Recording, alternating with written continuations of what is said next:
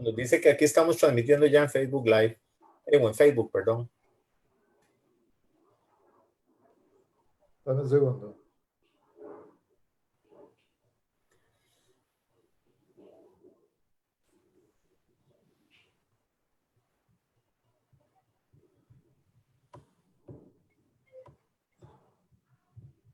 Estamos, Jotas, empezamos. Listo. Bueno, muy buenas tardes, amigos de su programa Reflexiones Radio. Hoy estamos de plácemes. Hace 3 años y unos cuantos días, un 24 de abril del año 2017, Reflexiones Radio vio la luz. Salimos al aire por primera vez. Lo hicimos utilizando la vía del radio y por eso se llama Reflexiones Radio. Utilizamos Radio Surquí con la colaboración enorme de nuestro amigo Eric en una humilde emisora afincada en las faldas del volcán, perdón, del parque Braulio Carrillo, Radio Surquí.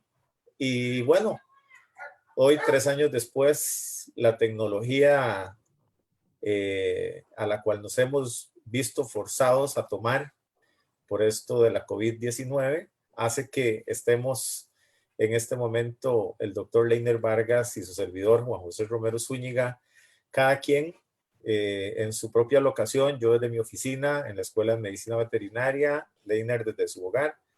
Estamos de nuevo con ustedes después de un parón de 5 semanas, pero creímos que era necesario regresar. Gracias a ustedes, a su preferencia, a que nos han estado preguntando constantemente que qué pasaba con el programa y no podíamos dejar pasar un tercer aniversario de Reflexiones Radio para recomenzar, para relanzarlo desde la vía del Facebook Live, desde la vía del YouTube. Y bueno, ahí te veo, Leiner, muy elegante con una foto del CIMPE, de ese lugar donde vos trabajás, donde usualmente producimos Reflexiones Radio, el Centro Internacional de Política Económica para el Desarrollo Sostenible de la Universidad Nacional. Así que tal vez de una manera un poco emblemática o simbólica, siempre estamos conectados con el CIMPE. Buenas tardes, Leiner, ¿cómo estás?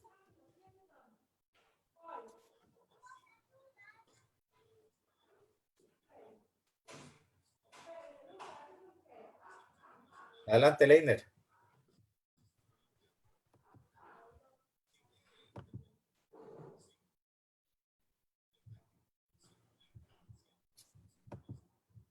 Adelante, Leiner. Buenas tardes, Jotas. Buenas tardes a todos los que nos acompañan desde la plataforma nueva de Reflexiones Radio. Algo impensable hace algunos meses y de verdad, bueno, ahí se escucha a tu perro detrás. Se escucha también aquí detrás un poco la algarabía de mi casa con mis hijas, mi hija, mi hijo que están pequeñitos. Y que nos han acompañado en estos 2 meses ya de dinámica especial por esta situación del COVID-19. Sí, hoy elegí la foto del CIMPE porque de alguna manera es nuestra remembranza de donde empezamos hace 3 años y porque de alguna manera ese sueño de poder iniciar un conjunto de transmisiones de radio, en aquel momento en Radio Surquí, hoy vía, digamos, la red social Facebook y muy pronto estaremos también en YouTube para los que no manejan Facebook y puedan de alguna manera aprovechar estos programas. Muy contentos celebrando 3 años. Es increíble, ¿no, Jotas? De verdad cómo pasa el tiempo. Aquella tarde donde te decía, mira, ¿te animás a hacer algún programa de radio conjunto? Y bueno, te venís un rato aquí al CIMPE y lo hacemos. Y de verdad que se pudo. Son muchos programas. Estamos hablando de alrededor de 45 programas por año, Jotas, sacando los lunes feriados y los periodos de vacaciones. Eh, Estamos hablando de muchos invitados que han pasado por la, eh, digamos, por estos micrófonos, ahora pantallas, invitados especialísimos, todos y todas, eh, una buena parte académicos, académicas de la Universidad Nacional, distinguidísimos investigadores, extensionistas, funcionarios, también personalidades de la agenda de política pública del país. Eh, Recuerdo en particular con mucho agrado las entrevistas al hoy ministro de Salud, en aquel momento una persona más o menos desconocida. ¿Te recordás, Jotas, cuando fuimos por allá al Ministerio de Salud? Efectivamente. Y bueno, ¿quién iba a pensar que iba a ser uno de los personajes más importantes que hemos tenido en los últimos meses en el país? Eh, pero también, sí, la verdad es que viene al caso recordar muchos programas en los que hemos tenido debates, discusiones, comentarios.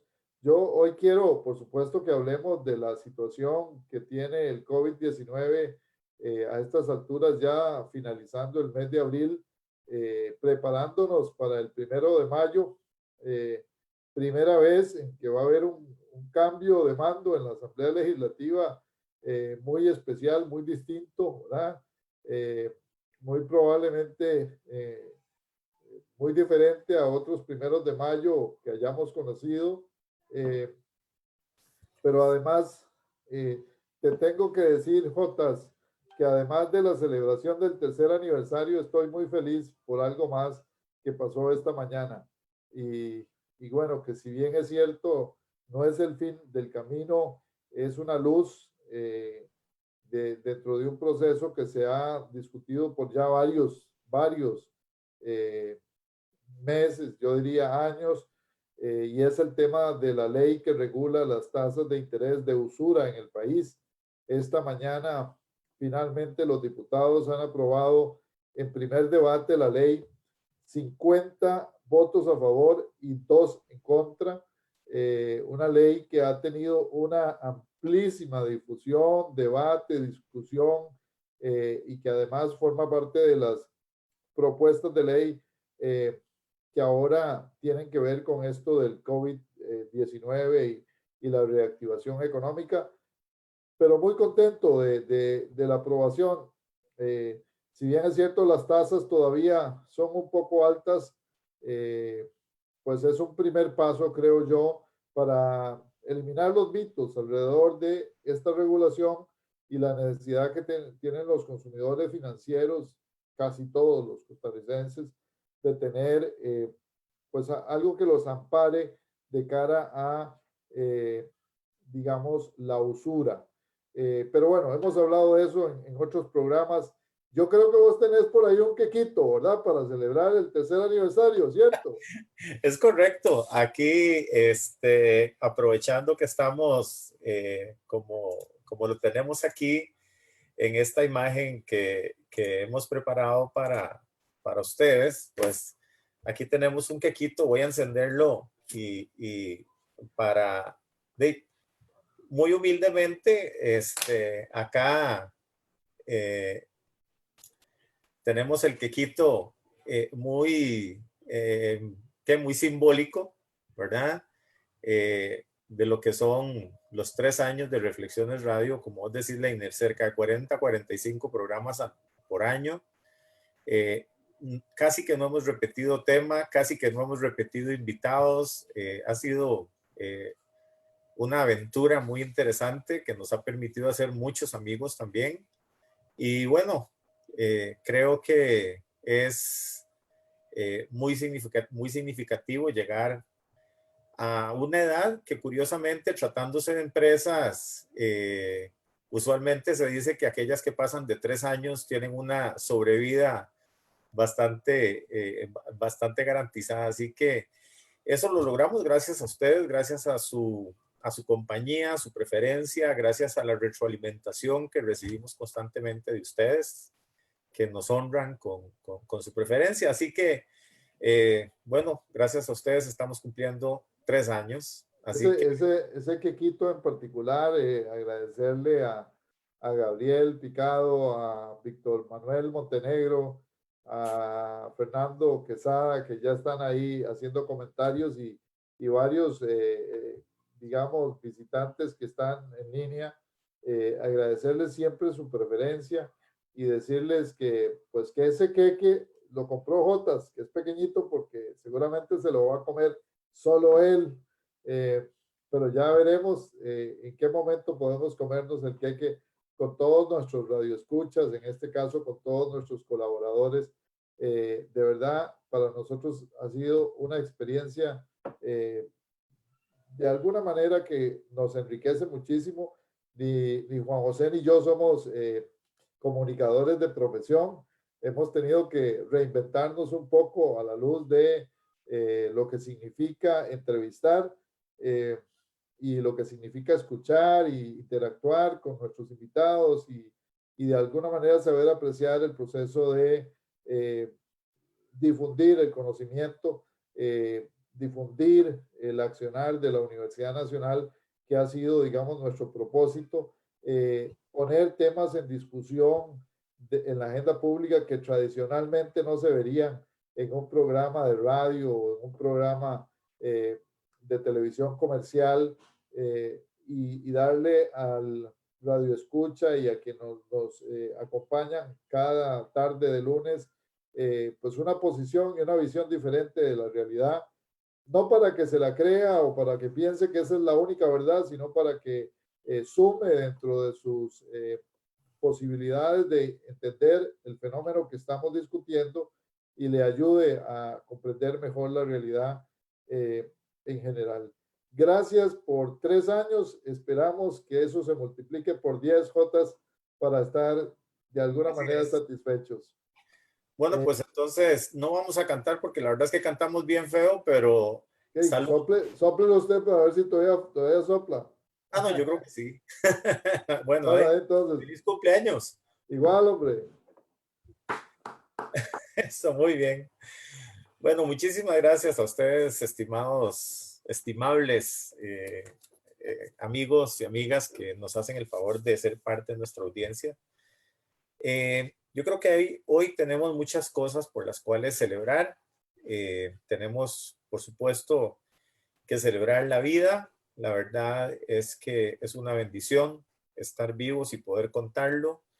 En medio de una vicisitud como la COVID-19, creo que tenemos que estar alegres porque como país hemos podido enfrentar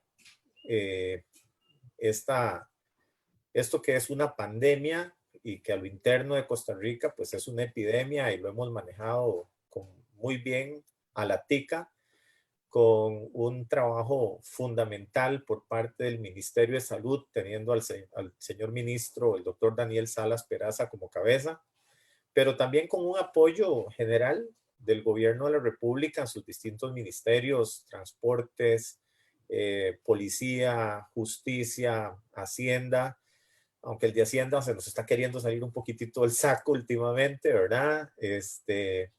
Con una respuesta maravillosa a la Caja Costarricense de Seguro Social, pero principalmente con una gran respuesta del pueblo costarricense. El hecho de que tengamos hoy solo 2 nuevos casos, un nuevo caso ayer, el hecho de que ya tengamos 3 semanas en que cada vez vamos teniendo menos casos nuevos y más casos recuperados, es lo que ha permitido, y también esa es una buena noticia, Leiner, es la reapertura gradual y paulatina de algunas actividades que permitirán la reactivación económica para sectores que en realidad la estaban viendo muy mal.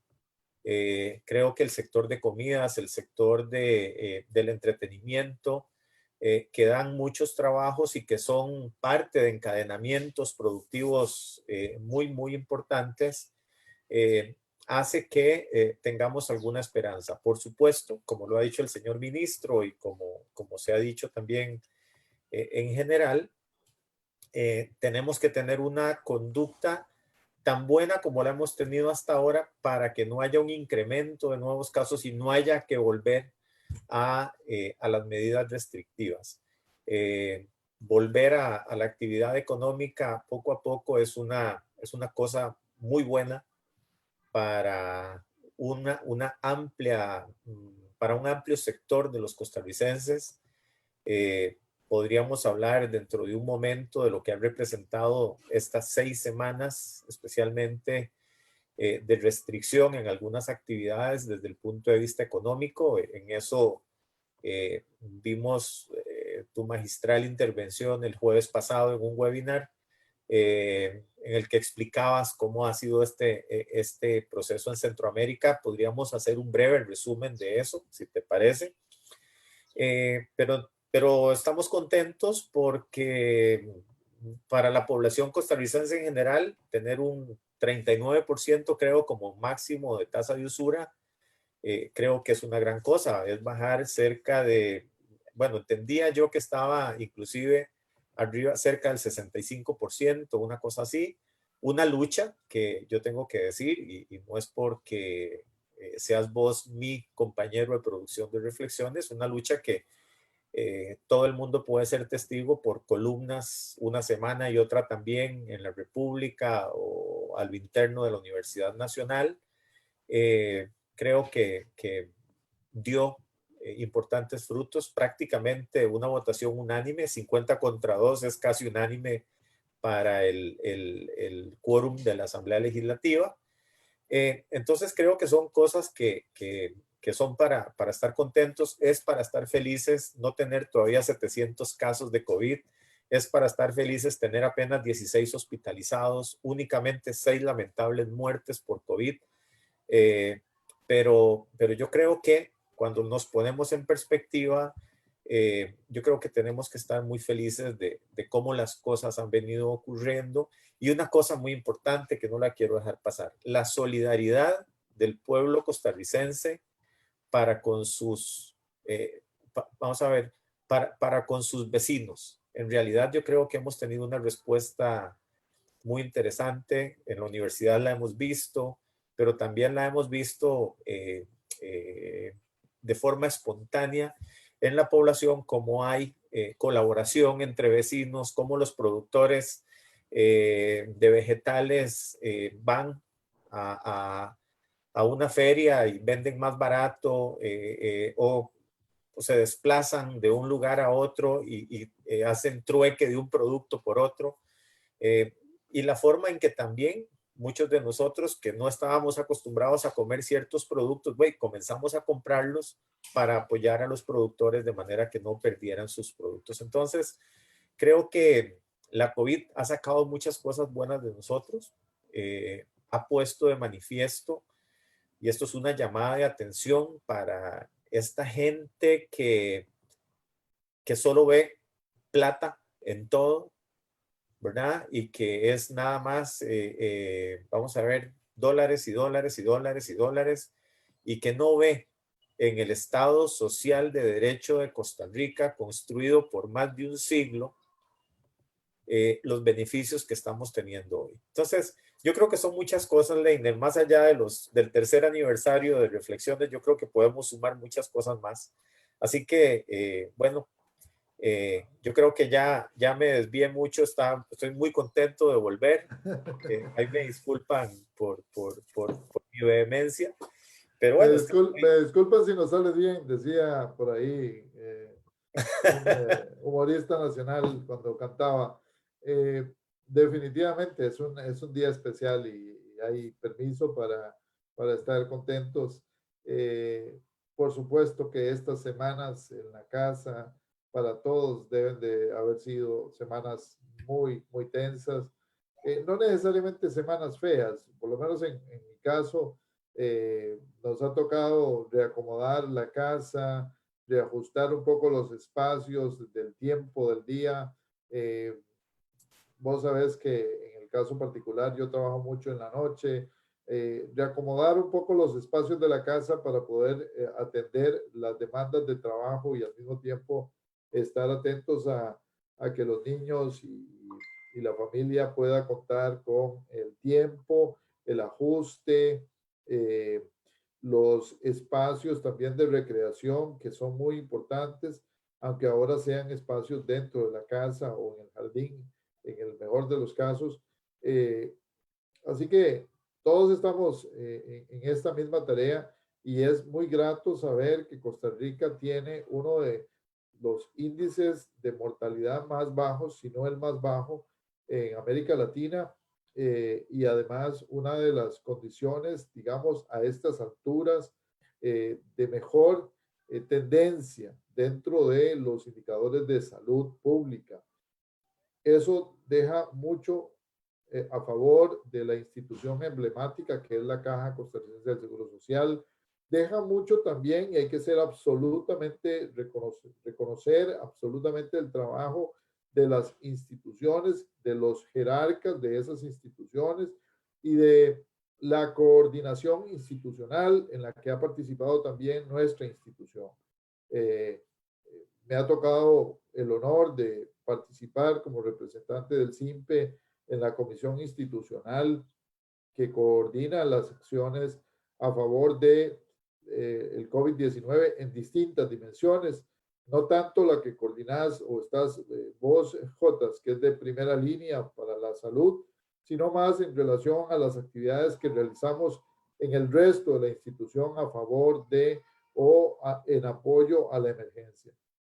Y es muy grato desde la música, el arte, la psicología, la planificación, la economía, la literatura, es decir, en todas las facultades se ha establecido programas, se han conectado actividades, por supuesto las facultades de ciencias están muy involucrados, la tuya en general, pero todos tratando de aportar un granito de arena para que el país, por un lado, atienda la emergencia y al mismo tiempo empiece a pensar en cómo revitalizar la economía, en cómo reorganizar el proceso social, en cómo acomodarnos a esta nueva normalidad, que aprovecho para hacerle propaganda a una columna que me publicó ayer el diario español, y que bueno, es una humilde contribución en medio de toda esta discusión sobre por dónde vendrán, digamos, las nuevas condiciones, la nueva normalidad que hoy empieza el ministro y el señor presidente a mencionarnos para algunas actividades de 25%, digamos, en el cine. Me imagino llegar a una sala de cine y tener que sentarse a 2 metros de tu principal, ¿verdad? Hacia abajo y hacia arriba, es decir, una condición de dos metros de separación. Va a ser un fenómeno muy particular para los niños. Lo que queda claro es que lo que está por venir no lo hemos vivido y tenemos que aprender a disfrutarlo. Yo quería, por supuesto que hay muchos temas, y ahí ya en el Facebook Live tenemos algunas preguntas.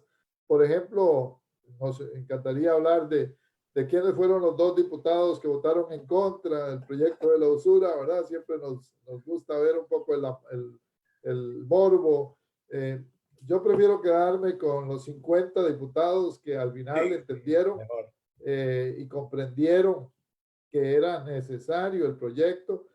Hay que recordarle a la audiencia de que está por venir un segundo debate y es muy importante. Ahora el proyecto seguramente pasa a consultas, a revisión si es necesario, pero creo que el aporte o el mensaje de que 50 señores y señoras diputados han dicho sí, es un mensaje creo que muy claro al sistema bancario costarricense, a la regulación que se opuso a los reguladores, al Banco Central, a la CONACYF, a la SUGEF.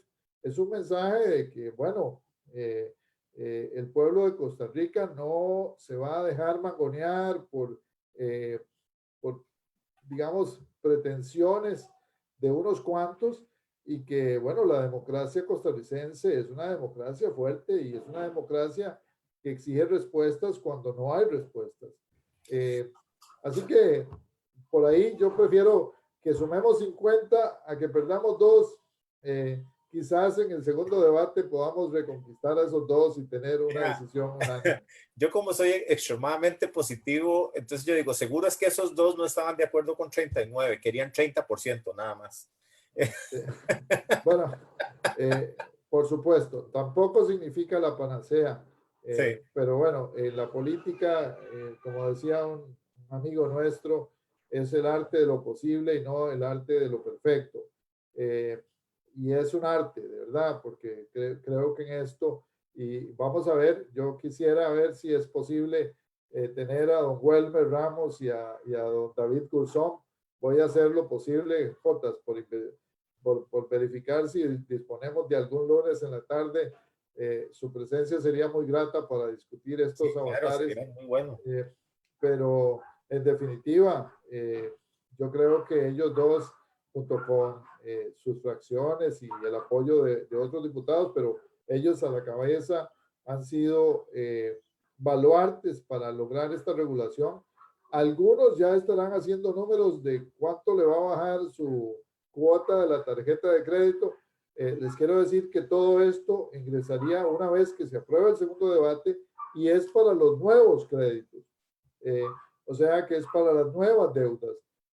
Pero bueno, ya es un aporte importante porque significa que a futuro ningún banco, ninguna financiera e inclusive ninguna garrotera en el sector privado va a poder cobrar por encima de estas tasas. 55% si el crédito es un crédito de menos de 700,000 colones, poco para evitar que la tasa de estos créditos que son del día a día sean, digamos, muy baja.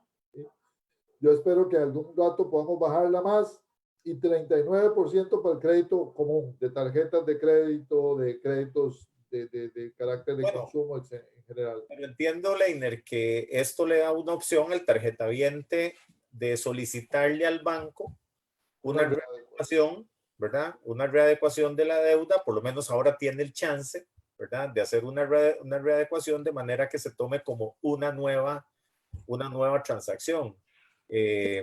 Por supuesto que aquí va a haber más competencia. Eso que estás diciendo es simple y sencillamente los economistas lo llamamos competencia. Y es que, claro, ahora, si usted tenía una tarjeta al 49% y la tenía fundida de crédito, bueno, ahora va a tener la opción de que alguien le preste el 39%. Que alguien le compre la deuda. Por lo menos al 39%.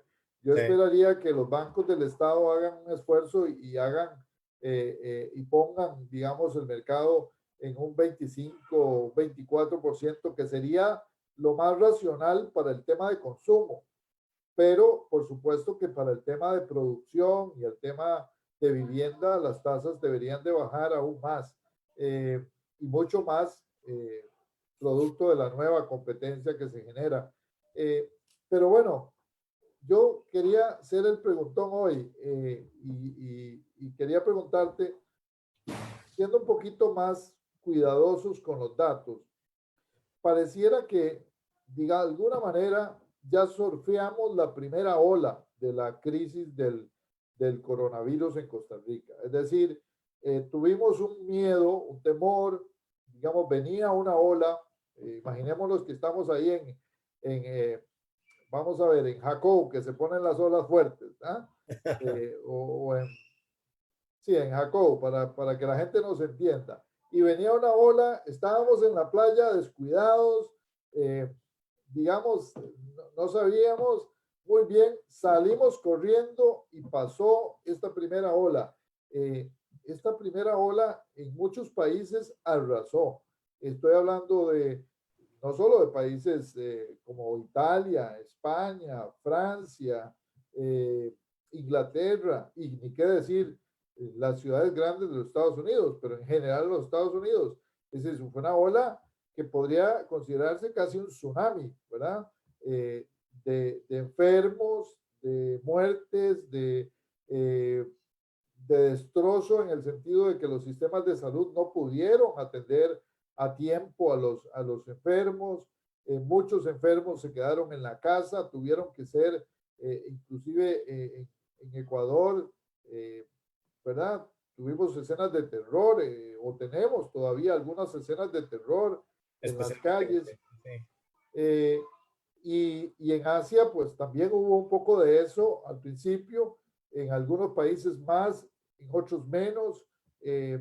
Nueva Zelanda hoy nos indica que está prácticamente libre de contagios nuevos, pero esta ola, esta primera ola, es bien sorteada por el sistema de salud. Enhorabuena, felicitaciones, pero ha sido muy costosa desde el punto de vista de que nos ha tocado apagar la economía, ¿verdad? Prácticamente dejamos la economía en silencio. Mal que bien, no fue bien. Eso no significa que estemos curados, que estemos salvados, que ya pasó todo, que ahora vuelva a la normalidad. Jotas, ¿de dónde puede venir y cómo puede ingresar una segunda ola de contagio? Bueno, yo creo que en efecto la forma en la que se actuó de manera muy temprana en Costa Rica, hay que recordar que el primer caso ingresó o se confirmó el 6 de marzo, y muy rápidamente tuvimos muchos otros casos que se derivaron del contacto cercano con este primer caso. Sin embargo, las medidas que se tomaron por parte del gobierno de la República de forma muy temprana, yo creo que inspiradas por las lecciones que habían sufrido los países asiáticos y europeos, nos dieron una gran ventaja. Y la otra cosa es que como pueblo nos comportamos medianamente bien. En realidad nosotros no tuvimos una cuarentena tan estricta como la que se impuso en España o en algunas ciudades de Italia. Nosotros tuvimos restricciones, pero teníamos muchas libertades. Aún así, atendimos el llamado a quedarnos en casa, de seguir medidas de higiene, de protección, etcétera. Ahora, una cuarentena, perdón que te interrumpa, una cuarentena que no es lo mismo vivirla en una ciudad grande con espacios de convivencia muy pequeños, ¿verdad? Ajá, En edificios de apartamentos, ajá. y además donde en el caso de España y de Italia, ya el contagio local, ¿verdad? El contagio no por importación, sino el contagio de enfermos que se iban generando de casa en casa o de familia en familia, ya se había desatado, ¿verdad? Cuando aparece la cuarentena. Además, con una ola de temor enorme, ¿verdad? Porque las noticias deben de ser muy frustrantes para las personas que están en la casa. Escuchar que 700 muertos, que 800 muertos, no debe ser muy feliz. Sí, en realidad, veamos hacia ahí va. Ese aprendizaje que tuvo, vamos a ver, que tuvimos en Costa Rica a partir de lo que estaba ocurriendo en otros lados, con la ventaja de que lo veíamos a diario, en vivo, lo podíamos seguir por distintos medios de comunicación, nos permitió tomar acciones con base en experiencia ajena. Y todo el mundo dice que nadie escarmienta en cabeza ajena. Gracias a Dios, esta vez sí lo hicimos.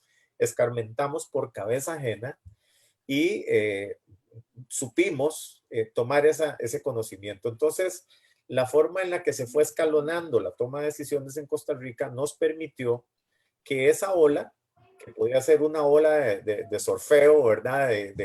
Para hacer surfing, en realidad una ola bastante tranquila. Ya le digo, a 51, 52 días de inicio del brote, tener menos de 700 casos o cerca de 700 casos. Hoy día, desde hace ya más de casi 2 semanas, tenemos más recuperados que casos nuevos. Tenemos una mortalidad por infección, o sea, una tasa de casos fatales que es de las más bajas de Latinoamérica y del mundo. Claro, esto es activo, ¿verdad? Sin embargo, por la cantidad de hospitalizaciones y de enfermos graves que estamos teniendo, pinta para tener una mortalidad muy baja. Saber cuándo va a venir una nueva ola es jugar a hacer adivinanzas, como decía yo en un artículo también de opinión que escribía ayer y que hoy salió publicado en la red interna de la universidad y en el semanario Universidad, que también me hicieron el favor de publicarlo allá. Yo hablaba de magia negra en numerología, ¿verdad? En realidad, predecir una segunda ola es complicado porque, para responderte la pregunta, pareciera que los contagios a lo interno de Costa Rica están controlados. ¿Cómo fue que se hizo eso? Bueno, es que tenemos un sistema de salud, digamos, de tipo pasivo-reactivo, o sea, cuando la persona enferma va al sistema de salud, el sistema de salud ahí lo capta, lo diagnostica y se le da una orden sanitaria para que guarde aislamiento, para que guarde aislamiento absoluto junto con sus contactos. 14 días de cuarentena obligatoria. Ahí sí es una cuarentena obligatoria, 14 días al menos. Y cualquier persona de los contactos que tenga signos o síntomas de enfermedad es muestreado y si sale positivo se le da una orden sanitaria. Los contactos tienen al menos 14 días de cuarentena, tienen un seguimiento diario por teléfono, etcétera, etcétera. Entonces, lo que se hizo fue cercar la enfermedad, ¿okay? Cercar al virus. La forma en la que se cercó el virus ha sido muy eficaz. O sea, el hecho de que tengamos tan poquitos casos nuevos ahorita, 1 o 2 por día, cuando estamos procesando cerca de 200 muestras diarias de gente sospechosa y que son ahora sospechosos por enfermedad, porque al principio eran muchos sospechosos por viaje, ¿verdad? Por contacto con viajeros o por ser ellos mismos viajeros. Yo creo, que hizo que acercáramos la enfermedad. Entonces, lo que puede ocurrir de ahora en adelante, si se mantiene el cerco sanitario, el lockdown en fronteras, quiere decir que podríamos manejar a lo interno las nuevas infecciones. Y por eso yo creo que el gobierno de la República decidió ir abriendo paulatinamente. ¿Por qué? Porque el nivel de circulación del virus es aparentemente bastante bajo. ¿De dónde nos podría venir? Nos podría venir de fuera. Ok, pero digamos sobre eso y antes de que llegues a esa conclusión, digamos que ¿por qué en Costa Rica, teniendo tantos casos importados, porque tuvimos básicamente casos importados, ¿verdad? Al principio, sí, correcto. Provenientes de Europa, provenientes de Estados Unidos. De hecho, el médico que fue el primer infectado, por lo menos conocido en el país, y que infectó un ecosistema ahí en el hospital de Alajuela, que generó toda una tensión, digamos, pública. Bueno, y además lamentablemente falleció días después o semanas después. Esta persona, ¿por qué fue tan hábil el sistema o fue tan resiliente, para decir resiliente, ¿sí? En el sentido de que nos logró o que logramos tener este control? Lo digo porque cuando vino Semana Santa, recuerdo que alguna gente decía, vamos a tener de 13 a 14 días después de Semana Santa, vamos a tener una ola de contagios. Y eso no pasó. Creo que el costarricense tuvo la Semana Santa más casera de los últimos, probablemente jamás vista, digamos, en la historia del país, más allá de las guerras allá en el 56 y lo que tuvimos, digamos, el país logró cercar el virus en el sentido de que al no poder, al no haber contacto, al no haber cercanía, no había opción de expansión.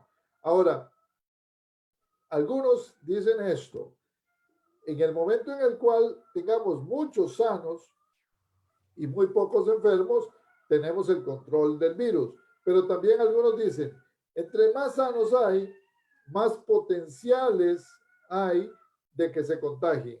Es decir, una segunda ola podría ser una ola un poco más, digamos, más alta, habrá que brincar Bueno, más fuerte. ¿Cómo ves ahora eso que decís? ¿De dónde vienes? Si de Nicaragua por la situación de descontrol en Nicaragua, si de Panamá porque tenemos inmigrantes africanos y una serie de personas haciendo cola en la frontera con Panamá, que no se dice mucho, pero que es totalmente cierto, ¿verdad? Las sí, autoridades de lo que pasa, migración están muy el- preocupadas por eso. sí. Bueno, vamos a ver, yo creo que efectivamente, y tengo que insistir en esto, la forma en la que funcionó el sistema de captación, diagnóstico, aislamiento, ¿verdad? Fue fundamental. Entonces, ¿por qué pudimos? Bueno, en primer lugar, porque tenemos un sistema de salud muy robusto, ¿verdad? Porque Costa Rica decidió, a partir de 1948, dejar de invertir en armas, dejar de invertir en ejército, e invirtió en educación y en salud. Y entonces tenemos un pueblo en general educado, ¿verdad? Con un bajo nivel de analfabetismo, capaz de entender muy bien las cosas, ¿ok? Entonces, cuando se nos dice, manténgase en la casa, lávese las manos cuantas veces pueda y sigamos ciertas instrucciones, una buena parte de nosotros lo hizo, ¿verdad? Y entonces eso de alguna forma funcionó muy bien. La otra fue que tenemos un sistema de salud donde tenemos prácticamente, para ponerlo, o sea, cerca de 1000 EVAIS, que tenemos muchas clínicas, muchas áreas de salud, tenemos clínicas, hospitales de distintos niveles y tenemos laboratorios con personal altísimamente calificado. Entonces, se pudo generar una serie, vamos a ver, se pudo trabajar para que una serie de actores de muy distintas procedencias y de muy distintos áreas nos pusiéramos de acuerdo y sacáramos, vamos a ver, y sacáramos una emergencia de una forma bastante bien llevada.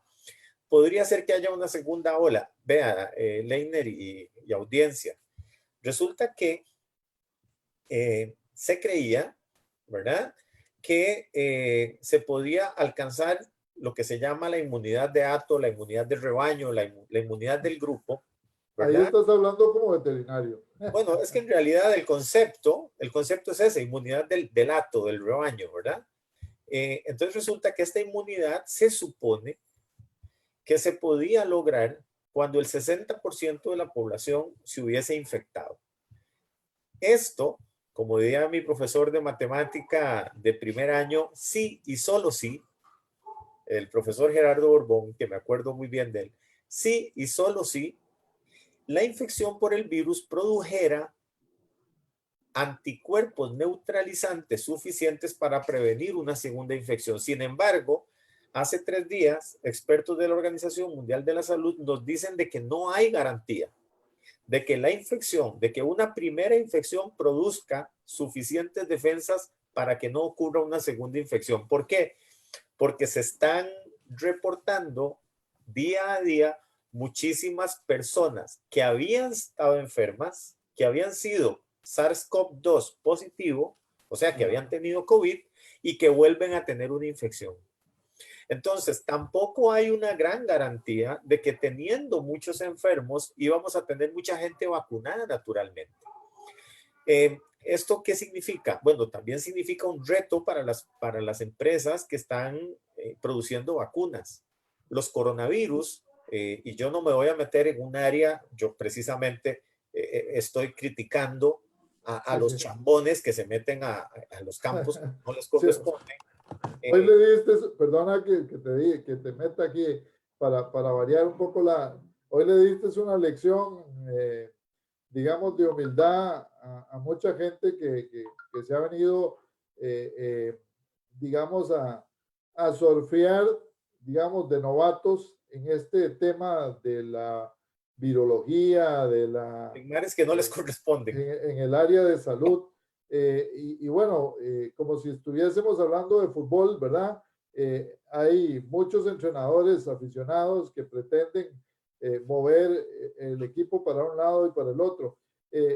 Yo recomiendo ampliamente, aprovechando este artículo de universidad, que salió también en la revista Cambio Político, que además estoy seguro que podemos postear ahora mismo en reflexiones ahí en el Facebook, porque es un artículo tremendamente valioso para entender por qué es que estamos ante un fenómeno que es tremendamente difícil de manejar. Y yo como economista te puedo hablar de las consecuencias económicas, ¿verdad? Y de algo, Tal vez en 10 minutos lo hablemos. pero no te puedo decir, por eso te pregunto con toda ingenuidad, ¿verdad? Sí. ¿Qué sería una segunda ola? Y la otra cosa es, la gente se asusta bastante cuando ve hablar, por ejemplo, de la compra de sacos ¿verdad? Para cadáveres, o la situación de abrir un hospital nuevo, como sucedió, ¿verdad? Especializado en el tema de tratamiento de casos extremos. Pero bueno, Costa Rica se ha venido preparando.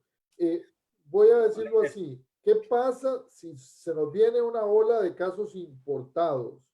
Y sobre todo digo de casos importados, por ejemplo, desde la frontera norte y nos llega a los barrios marginales, donde Costa Rica tiene una gran debilidad porque el hacinamiento en los barrios marginales es mucho mayor y el control de esa población es más difícil, porque como nos decían aquí en el Facebook Live, ¿cómo hace una empresa para operar con un 25% con costos del 100%? ¿Verdad? Entonces, pero ¿cómo hace una persona que no tiene trabajo y que tiene que jugársela todos los días y salir a la calle a arriesgar su vida? Porque es comprensible que las personas que tengamos un empleo, que tengamos cierta seguridad económica, podamos quedarnos en casa. Pero claro, decirle a alguien que la pellejea todos los días, que vende naranjas en la calle, ¿verdad? Ahí con el carrito, y que si no vende los 50 jugos de naranja que tiene que vender en el día, no hay comida en la casa, ¿cómo decirle que se quede en casa? Bueno, es que vamos a ver, aquí hay varias cosas porque me mandaste la bola de esquina a esquina, ¿verdad? Entonces vamos a tratar de ir por partes. Entonces, les decía, vamos a ver, el coronavirus en este momento, imagínense ustedes que estamos hablando de un virus que aparece en noviembre del 2019 en China. Esto quiere decir que tenemos 5 meses de estar lidiando con un nuevo virus, y del cual cada día se aprende algo nuevo, y lo que hoy sabemos ya mañana puede ser cierto o puede ser mentira, ¿verdad? Eso genera genera mucha inestabilidad en el conocimiento, pero son retos constantes. Entonces le decía, por ejemplo, si estamos esperando una vacuna para el nuevo coronavirus, vamos a tener muchos problemas porque precisamente estamos viendo que a pesar de infecciones naturales, que son la mejor vacuna, tenemos la probabilidad de una reinfección. Quiere decir que la generación de la vacuna tiene que tener tecnología de muy alto nivel para producir niveles de protección suficientemente buenos como para producir este nivel de protección de rebaño. Aparte de la oportunidad de adquisición y la cobertura vacunal que eso tenga. Entonces, es una suma de cosas. Es posible que tengamos una segunda ola eventualmente venida desde fuera. Bueno, uno dice, bueno, es que podría ser que venga, y yo entiendo la asociación causal que hacen las personas que nos escriben al Facebook. Tengo que aclarar, yo no uso Facebook, entonces no estoy viendo lo que ustedes escriben. Pero digamos, uno dice, bueno, es que en Nicaragua las tomas y lo que observamos constantemente es que hay fiestas, hay turnos, hay manifestaciones, y eventualmente podemos tener allá un descontrol de la enfermedad que se nos venga a meter acá.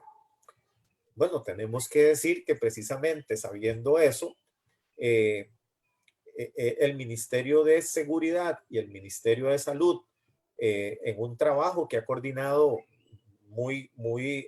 vamos a ver, muy sigilosamente la vicepresidenta de la República, doña Epsi Campbell, han tenido, vamos a ver, están haciendo un cerco sanitario también en la frontera norte. Por supuesto que puede haber filtraciones, eso es un hecho, pero digamos que se está tratando de evitar. Y la otra es que precisamente en esas zonas se han instalado lo que se llaman sitios o clínicas centinelas. ¿Qué quiere decir esto?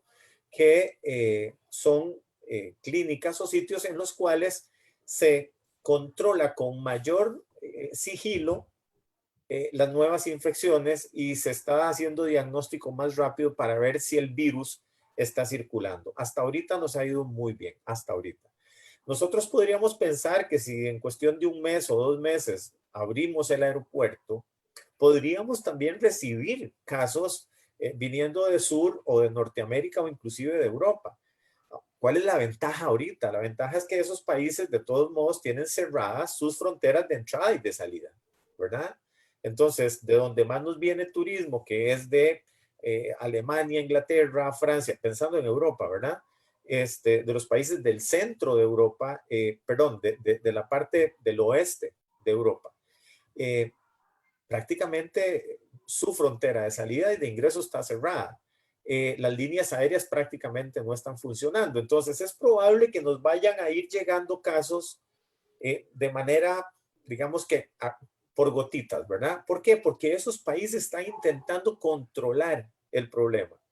Claro, como también lo decía yo en una entrevista que me hacía don Johnny Núñez del periódico Campus de la Universidad Nacional, el problema es que España todavía al día de hoy, a pesar de que ya aplanó la curva, vean lo que es relativamente aplanar la curva. España aplanó la curva con 2.800, 3.000 casos diarios. ¿Por qué? Porque llegaron a tener 8.000 casos. Italia llegó a tener 10.000 casos diarios y ahí los está aplanando ahorita con 2.500 casos diarios.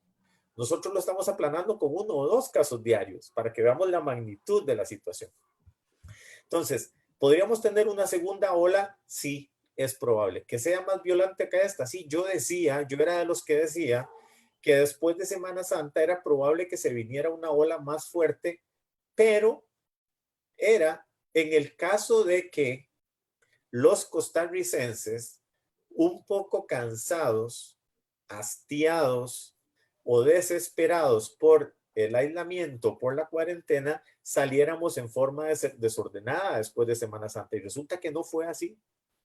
Resulta que entendimos la importancia de la cosa, resulta que entendimos que teníamos que ser obedientes, educados, y la cosa no pasó terriblemente. Entonces yo creo que ha sido una suma de cosas, de situaciones, lo que nos ha permitido estar en donde hoy estamos.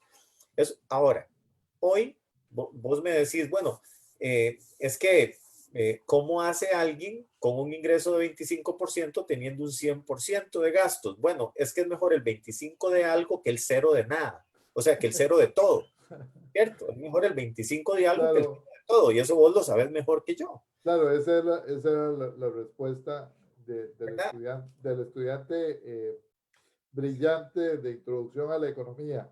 ¿Verdad? Entonces, Pero lo que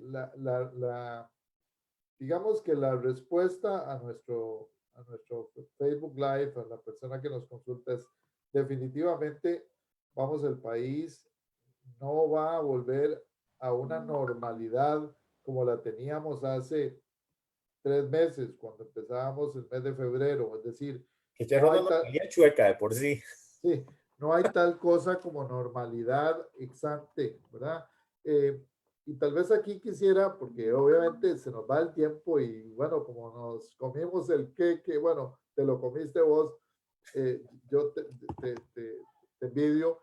Eh, Mira, y estamos que a 10, 12 minutos de cerrar el primer programa eh, vía Zoom y a través del Facebook Live. Eh, Agradeciéndoles, por supuesto, a los que nos acompañan y los que nos van a ver posteriormente.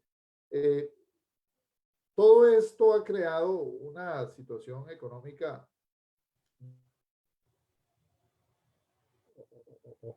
Estamos hablando de que la economía se apagó, de que los empresarios primeros en ver el fenómeno más difícil fueron los empresarios turísticos. Cuando se cerraron las fronteras, definitivamente dejaron de venir nuevos clientes y hoy los hoteles de playa, los hoteles en San José, los restaurantes son lugares, ¿verdad?, donde muy poca actividad económica existe.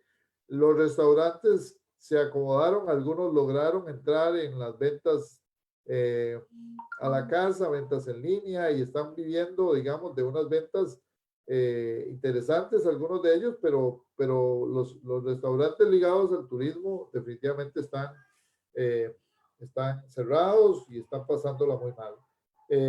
La gente, además del comercio, ha visto una caída sistemática, todas las actividades de lo que es el segmento, digamos, donde hay acumulación de público, deportes, cines, toda la gama de espectáculos públicos ha sufrido una verdadera, digamos, catástrofe, y hay una reducción importante del empleo en muchas otras actividades económicas.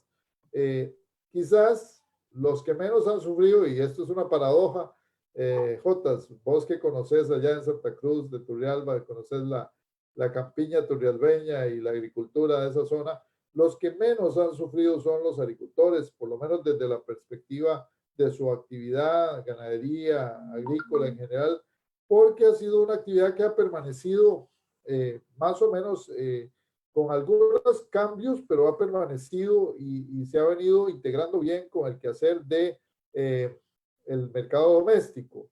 Nos dicen por ahí que hay desabastecimiento de arroz y vamos a tener que importar arroz, pero el resto de las actividades económicas más bien ha tenido un crecimiento en la demanda interna, debido a que el costarricense, gracias a la pandemia, algunas cosas buenas pasan, se nos ha vuelto a encender el corazoncito tico y nos hemos enamorado de la producción local. Y lo digo, nos hemos enamorado porque es muy sano que entendamos que cada vez que compramos a un productor nacional, a un productor local, a que compramos un bien o un servicio cerca de donde vivimos, le estamos dando empleo a las familias, al ecosistema social al que pertenecen esas familias, y por lo general le estamos dando un empleo, un ingreso a una persona dentro de la comunidad o dentro del país. Yo ampliaba mucho esto hace unos días en la conferencia que di sobre Centroamérica, y decía que es muy importante comprar hecho en Centroamérica, también para colaborar con nuestros vecinos y además para sentirnos parte de una región económica que ha sufrido mucho. La CEPAL menciona que estamos hablando de más de 1 millón de desempleados nuevos, crecimiento en la pobreza, un crecimiento en la desigualdad, un fenómeno tremendamente triste para algunos países que viven del turismo, como Belice, por ejemplo. No te puedes imaginar la situación de Belice, es total y absolutamente dependiente del turismo, es como apagar la economía totalmente. Bueno, República Dominicana y Panamá, donde no les ha ido muy bien con el tema de salud y han tenido una tragedia en los sistemas sanitarios, y además están teniendo pues las consecuencias económicas. Ni qué decir en Salvador, en Honduras, en Guatemala, donde las remesas de los países han disminuido, producto de que, sobre todo en los Estados Unidos, hay más desempleo y sobre todo desempleo hispano, y un gobierno lamentablemente persigue al empleo ilegal y que ha generado también un retroceso importante de la comunidad latina en los últimos años. En general, digamos, las consecuencias son un aumento en la deuda, un aumento en los déficits fiscales, una disminución en la producción, un aumento en el desempleo, un aumento en la pobreza. Tenemos una región que ya de por sí estaba siendo impactada por severos fenómenos naturales, por situaciones de exclusión social, un régimen nicaragüense que venía de una 2018 feroz, tenaz. Tenemos aquí en Costa Rica más de 100,000 refugiados producto de ese fenómeno del 2018. Imagínate cómo la han de estar viendo estas personas en una condición de además, digamos, de exclusión, con, con un entorno cada vez más difícil. Pero yo resalto dos cosas en este fenómeno de crisis centroamericana. Uno, el fortalecimiento de nuestras identidades comunitarias, de nuestra solidaridad como pueblos, como hermanos que somos. Lo he visto en el barrio, lo he visto en la universidad, lo he visto en la localidad, un renacer del espíritu solidario del costarricense y creo yo también del latinoamericano en medio de esta pandemia tan difícil que enfrentamos. Por otro, una gran oportunidad de hacer cambios y de reconocer el papel de las instituciones públicas, de lo público, del Estado Social de Derecho en el marco de estas nuevas condiciones del siglo XXI. Yo creo que eso queda evidente, es decir, ante cualquier ojo, ante el más liberal de todos los liberales, los mismos organismos financieros internacionales están viendo definitivamente que los países requieren fortalecer, robustecer el papel del Estado en algunos temas cruciales y obviamente la salud va a ser uno de los grandes temas de agenda en los próximos años. Y además, me parece a mí, y aquí es una esperanza, además de una percepción analítica de lo que está sucediendo, nos hemos dado cuenta que nuestros sistemas productivos y nuestros sistemas de apoyo, por ejemplo, de ciencia y tecnología, requieren reinventarse, rediseñarse a la luz de la pandemia. Así que vamos a tener una nueva oportunidad en el marco de la reactivación económica de los meses que vendrán, de los años que vendrán, para preparar a los países centroamericanos, para preparar al país, en este caso a Costa Rica, de cara a mejores tiempos. Y creo yo que vamos a tener un retroceso en los argumentos en contra de los sistemas de salud pública que venían avasallando la salud pública en distintos países y que hoy se han dado, me parece, una bofetada claramente a los países que hicieron eso, que se olvidaron de la salud pública, no solo aquí en América Latina, sino también del otro lado del océano. Efectivamente. Por ahí va la cosa. Sí, efectivamente, yo creo que esta es una demostración. Mucho se ha hablado de el fracaso del nuevo modelo de los sistemas de salud como en el de España, que a pesar de que en apariencia tenía una gran cobertura, a la hora de la hora hubo una precarización del sistema de salud público en general, ¿verdad? En los últimos años hubo, vamos a ver, muchos médicos, enfermeras, profesionales de la salud fueron puestos en paro, como dicen ellos, ¿verdad? Fueron despedidos y con eso se debilitó un sistema de salud. Vamos a ver, no estaban preparados. Y ni qué decir del gran ejemplo de lo que es un fracaso de sistema de salud, que es el de Estados Unidos, ¿verdad? Yo creo que hoy, más que nunca, vamos a ver, yo creo que una persona como Barack Obama no va a estar diciendo chivita, chivita, se los dije, ¿verdad? Pero yo creo que si fuera Tico lo diría, se los dije, chivita, chivita. O sea, sí, o sea, el Obamacare... No me acordaba de ese dicho, chivita, chivita, lo decían mucho mis hermanos. Ok, ¿verdad? O sea, el Obamacare que pretendía darle cobertura de salud más universal, tal vez no tan universal como la costarricense, porque esa es otra cosa. Cuando esto comenzó y comenzaban, déjame un toquecito, comenzaban las reuniones en el Ministerio de Salud, con la Caja de Seguro Social, con la Comisión Nacional de Emergencias y se comenzaban a sacar los primeros lineamientos, algo quedaba muy claro. No importaba la nacionalidad, no importaba la condición de aseguramiento, no importaba nada la persona que estaba enferma, sospechosa de COVID o la persona que entraba por la frontera o por cualquier frontera o por los puertos o los aeropuertos era atendida como cualquier otra persona que pagara el seguro social. Esto tiene un alto costo, pero ese costo en realidad se convertía en una inversión para la salud del resto de la población. Entonces, son decisiones que se toman pensando en que, vamos a ver, para que haya reactivación económica tiene que haber gente, ¿verdad?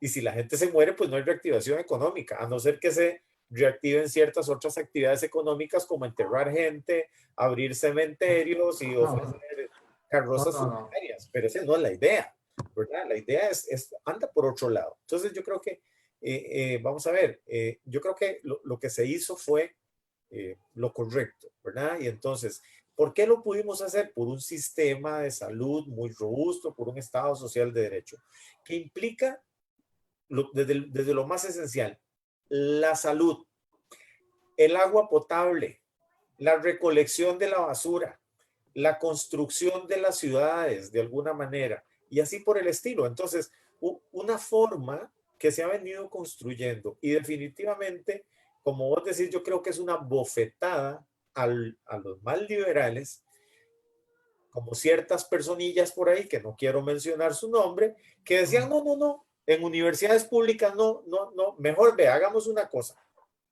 En lugar de estar gastando 500 mil millones de colones anuales en universidades públicas, agarremos y le damos 100,000 pesos por mes a cada estudiante para que vaya y pague la universidad que más le guste.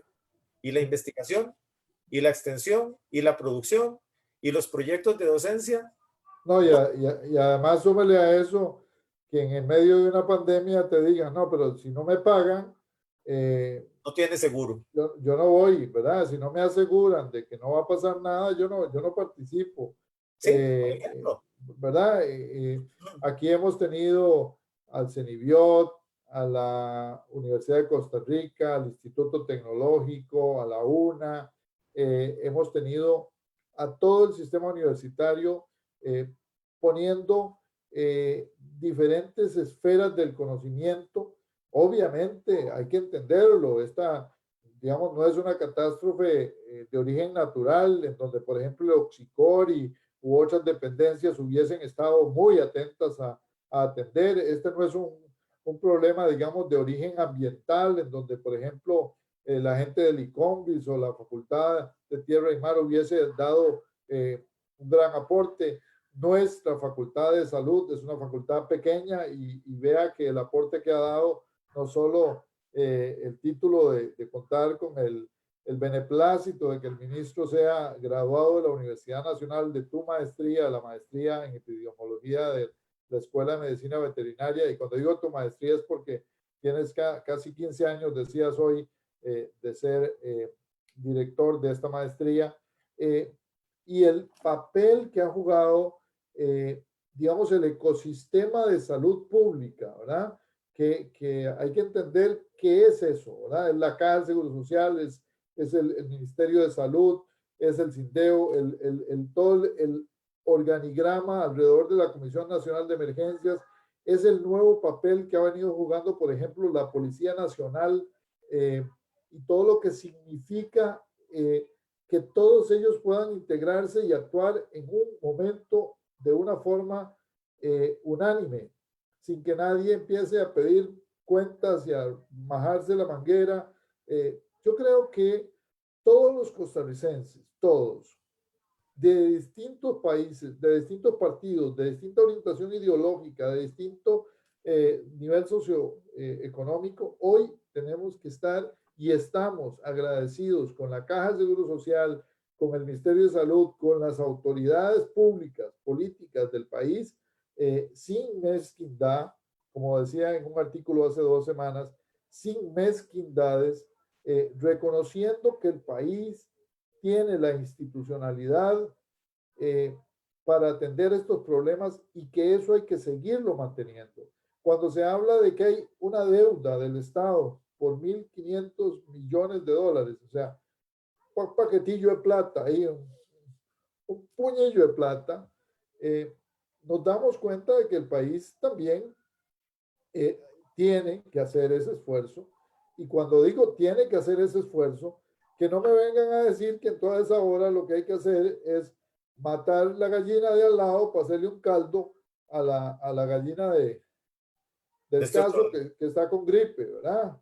¿verdad? Eh, digamos, en este caso, yo diría, bueno, yo creo que es hora, y aquí en lo económico, usted sabe, Jotas, que yo soy en esto muy claro, yo creo que es hora de que todos paguemos el pasaje del autobús.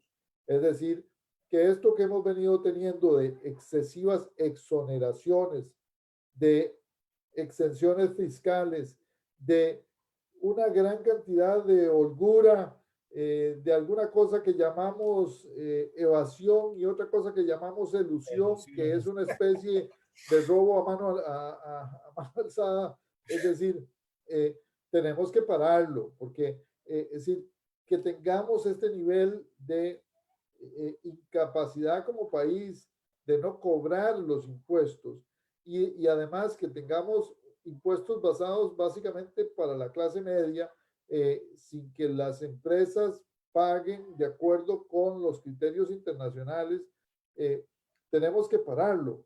Y digo pararlo porque yo conozco mucha gente que sí paga. Yo conozco muchos empresarios honestos que sí pagan, pero es deshonesto que los empresarios que no paguen vayan como pasajeros gratis. Banqueros que reportan 10 años de cero utilidad en su negocio, universidades privadas, ahí como las que tenemos carretera a San José, ahí saliendo de Heredia, ¿verdad? Que han reportado 10 años que no tienen utilidades. Miren, perdónenme, cuando cualquier gerente de un negocio tiene un par de años de no tener utilidades, de tener pérdidas, tiene que mirar a ver si reduce el negocio o lo cierra. Y yo no veo a estos negocios ni reduciéndose ni cerrándose. Más bien los veo ampliándose. Entonces, algo está pasando. Pero ese debate tiene que ser un debate a posteriori. Ahora todos debemos estar unidos. Primero, para salvaguardar la salud. Segundo, para mejorar la condición de todos a los que les ha ido mal. ¿Ah? Y en esto, digamos que no se quede ningún costarricense sin comer, que no se quede ningún costarricense en una condición que lo vaya a minar a posteriori, ¿no? Tal vez no es que va a ir en el BMW, que nos hablaba un expresidente hace algunos años, pero es que logre por lo menos subsistir, mantenerse en su casa, tener las condiciones mínimas para poder, después del día después del COVID, seguir trabajando y seguir contribuyendo con el país. Y tercero, que diseñemos una estrategia que sea una estrategia nacional. Y aquí voy a insistirte en este concepto. Si quieres, más adelante buscamos un invitado para que nos hable de esto. Una estrategia nacional. Cuando un grupo de empresarios o de cámaras empresariales hablan de llamar asesores, ¿ah?, al presidente para la reactivación económica y llaman a 7 gurús de su tendencia, ¿ah?, bueno, yo diría, ahí tiene los primeros 7, pero son por lo menos, ¿ah?, son por lo menos 4 actores sociales fundamentales que el país debe llamar. No solo los representantes de los empresarios, también los representantes de los sectores sociales, los representantes de las universidades, los representantes del mismo poder político, de las fracciones políticas que están en la Asamblea Legislativa. Es decir, nosotros necesitamos propuestas que sean de nivel nacional y no propuestas que vengan simplemente de un grupo de presión, como lo son en este caso los grandes empresarios que tienen cómo pagar, digamos, una asesoría para este proceso y que obviamente no es una asesoría de gratis, es decir, está interesada en cierta agenda, de tal manera que la agenda nacional posterior al COVID debe ser una agenda de país, no una agenda de un grupo empresarial, digamos que se ha creído dueño de este país. Y lo digo así porque me parece que el señor presidente debe estar meditando cómo conformar esa concertación nacional para que el país pueda salir adelante, pero que de antemano sea una concertación que piense en el futuro del país y que se piense como nación, no necesariamente que se piense desde los intereses de un pequeño grupo o de una, digamos, camarilla empresarial que no necesariamente nos representa. Bueno, yo creo que ese es el reto a posteriori. Yo creo que el reto del momento lo estamos ganando. Creo que si bien es cierto, hay bajas, desgraciadamente, las bajas por dicha no se han convertido en muchas vidas humanas, no se han convertido en muchos enfermos graves, no se ha convertido, vamos a decir una palabra muy fuerte, en desgracia familiar. Eh, definitivamente la estrechez económica que está viviendo mucha gente los está llevando a vivir, vamos a ver, al límite de lo posible. Sin embargo, le estamos haciendo la fuercita. La solidaridad costarricense se ha impuesto, y cuando digo la solidaridad costarricense también hay que, vamos a ver, no hay que ser mezquinos. Y yo con esto quiero cerrar porque ya se nos está haciendo tarde y hemos abusado de la paciencia Confianza. de quienes nos escuchan. Pero, por ejemplo, en conversaciones que yo sostuve en algún momento con la señora ministra de Educación, con doña Giselle Cruz, ella me decía, Jotas, es que yo no puedo dejar a los chiquitos sin el comedor escolar. Muchos de ellos es lo único que pueden comer. Inclusive, en el momento en que el Ministerio de Salud le dijo tenemos que cerrar, se organizó todo dentro del Ministerio de Educación para ir a dejar diarios a las casas de los estudiantes más necesitados. Y me decía ella, mira, Jotas, es que algunas de estas familias comparten con la familia de la par. Comparten con la familia de la par porque la familia de la par no tiene chiquitos en la escuela, entonces no pueden hacer comedor escolar. Entonces, es una transferencia. Cuando oigo gente que dice, ay, es que el Ministerio de Educación le sigue pagando a los maestros y sigue teniendo gastos ahí, a pesar de que los chiquitos no están yendo a la escuela. Vean, hay que tener mucho cuidado con las cosas que se dicen y con las opiniones. Y yo le decía, pucha, Gis, en confianza, yo le decía, pucha, Gis, hay que salir a decir estas cosas. Y me decía, mira, Jotas, a mí eso no me interesa. La verdad es que nosotros estamos haciendo el trabajo que estamos haciendo. El Ministerio de Salud hizo esfuerzos enormes por tratar de que la educación de los chiquitos, de nuestros muchachos, siguiera caminando de alguna manera. No era posible hacerlo de la forma usual. En las universidades lo vivimos. Y aquí estamos viendo a ver de qué manera nos reinventamos. Entonces, la COVID nos está dejando muchas lecciones, pero bueno, estamos en el proceso de aprender. Yo, igualmente, estamos en el proceso de aprender. Hoy hicimos nuestro primer programa, vos desde tu casa, yo desde mi oficina, utilizando las plataformas tecnológicas más allá de las usuales.